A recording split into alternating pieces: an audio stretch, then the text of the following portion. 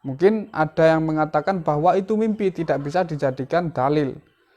Benar, mimpi tidak bisa dijadikan dalil dalam hukum syar'i, dalam menentukan halal haram. Akan tetapi dalam hal ini kita tidak membahas halal haram.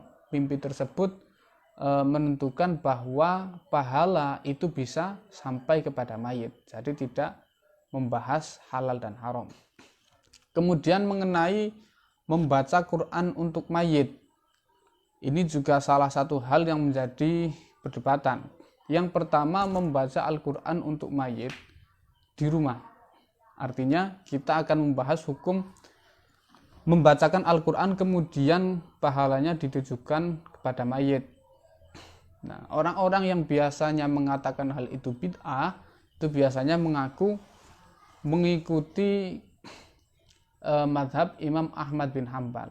Akan tapi mari kita lihat pendapat dalam madhab Imam Ahmad bin Hambal.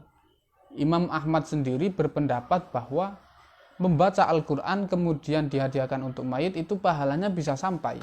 Itu Imam Ahmad sendiri berpendapat seperti itu. Kemudian salah satu ulama madhab Hambali yaitu Ibnul Qayyim Al-Jauziyah mengatakan dalam kitab Ar-Ruh bahwa istighfar, sedekah, doa, lalu haji dan juga membaca Quran itu bisa sampai pahalanya kepada mayit. Itu ulama dari mazhab Hambali. Kemudian dari ulama Syafi'iyah banyak sekali yang mengatakan seperti itu, bahwa pahala Al-Quran itu bisa sampai kepada mayit ketika dihadiahkan kepada mayit. Nah, dan juga kemudian pendapat dalam mazhab Hanafiyah, akan ini lebih luas cangkupannya, bahwa seseorang yang melakukan ibadah apapun bentuknya, baik itu membaca Quran ataupun sholat atau sedekah atau yang lainnya, itu dia berhak menghadiahkan pahalanya kepada orang lain. Dia berhak memberikan orang lain pahala dari ibadah yang dia lakukan, tidak memandang ibadah apa yang dia lakukan. Begitu juga yang disampaikan oleh Imam Al-Muhib At-Tabari, bahwasanya kullu ibadatin tuf'alu anil mayyit yasilu ilaihi thawabuha, ugama qol, bahwasanya ibadah apapun baik sunnah ataupun wajib yang dilakukan untuk mayit itu bisa pahalanya bisa sampai kepada mayit. Kemudian ada cerita yang menarik, bahwasannya Imam Izzuddin Ibn Abdissalam, beliau berpendapat bahwa pahala mayit, pahala Al-Quran itu tidak bisa sampai kepada mayit. Kemudian setelah beliau wafat, ada salah satu orang yang bermimpi bertemu beliau. Wahai Imam Izzuddin, Anda dulu ketika di dunia berpendapat bahwa pahala Al-Quran itu tidak bisa sampai kepada mayit. Sekarang Anda sudah berpindah alam. Apakah pendapat Anda yang dulu Anda sampaikan di dunia itu benar? Lalu Imam Izzuddin bin Abdussalam mengatakan, saya telah mencabut pendapat saya setelah menyaksikan sendiri, setelah berpindah alam. Mungkin ada yang mengatakan bahwa itu mimpi, tidak bisa dijadikan dalil. Benar, mimpi tidak bisa dijadikan dalil dalam hukum syar'i, dalam menentukan halal haram. Akan tetapi dalam hal ini kita tidak membahas halal haram. Mimpi tersebut menentukan bahwa pahala itu bisa sampai kepada mayit. Jadi tidak membahas halal dan haram. Dan banyak sekali qaul ulama yang mengatakan bahwa qiraatul Quran yang pahalanya dihadiahkan kepada mayit itu bisa sampai. Kemudian membaca Al-Quran di kuburan. Ini ada riwayat dari Imam Ahmad bin Hambal. Beliau berkata, ketika kalian semua memasuki pemakaman, area perkuburan, maka bacalah surat Al-Fatihah, kemudian surat Al-Ikhlas, dan juga Al-Mu'awwidzatain, Al-Falaq dan An-Nas. Lalu niatkanlah, hadiahkan pahala dari surat-surat tersebut untuk ahlil kubur. Ini Imam Ahmad sendiri berpendapat seperti itu.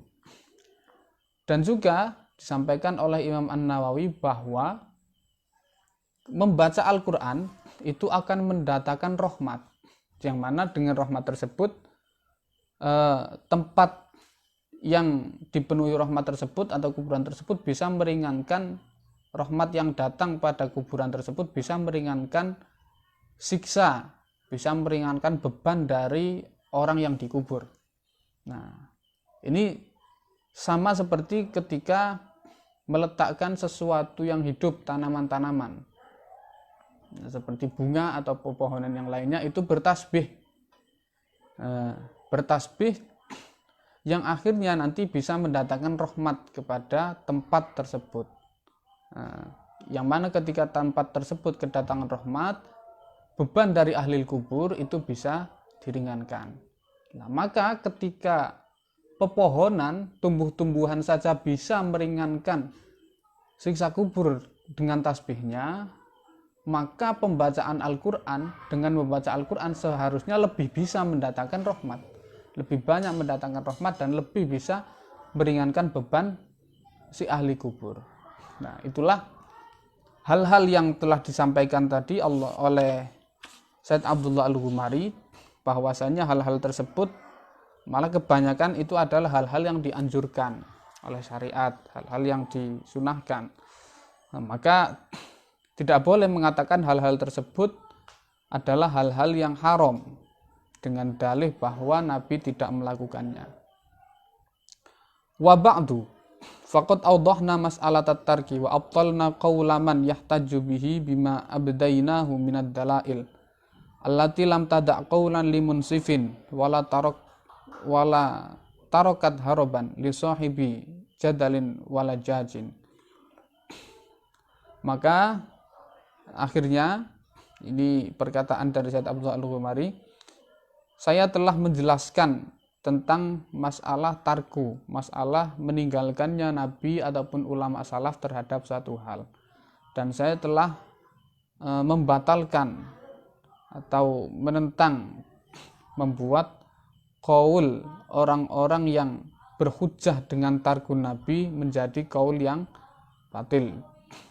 Saya telah menyangkalnya dan menjelaskan apa kesalahan dari qaul tersebut yang mengatakan ketika Nabi meninggalkan sesuatu itu menunjukkan keharaman.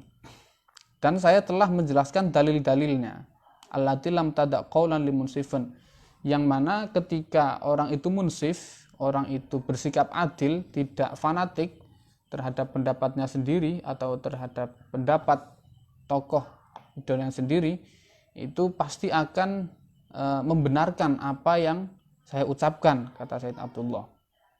Wala taraktu haraban li sahibi jadalin wala jajin. Dan orang yang ahli debat pun tidak akan dapat menyangkal ketika sudah membaca dengan benar, sudah membaca dengan adil dalil-dalil yang telah saya sampaikan. Wallahu yaqulul haqq wa huwa yahdis sabil walhamdulillahirabbil alamin. Pemirsa, akhirnya pengajian kitab Husnul Tafahum ini bisa kita khatamkan pada malam hari ini. Semoga apa yang telah kita kaji dari awal sampai akhir bisa menjadi ilmu yang manfaat, bisa menjadi ilmu yang barokah.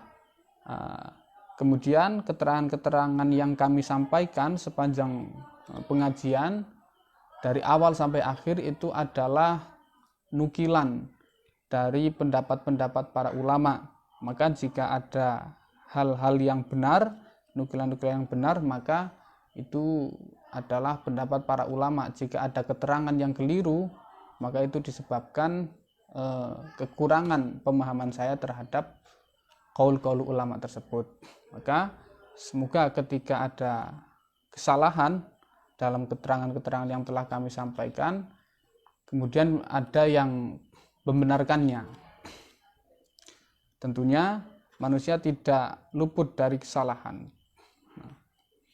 Akhirnya saya mengucapkan terima kasih kepada pemirsa semuanya yang telah menyimak pengajian kitab Husnul Tafahum dari awal sampai akhir.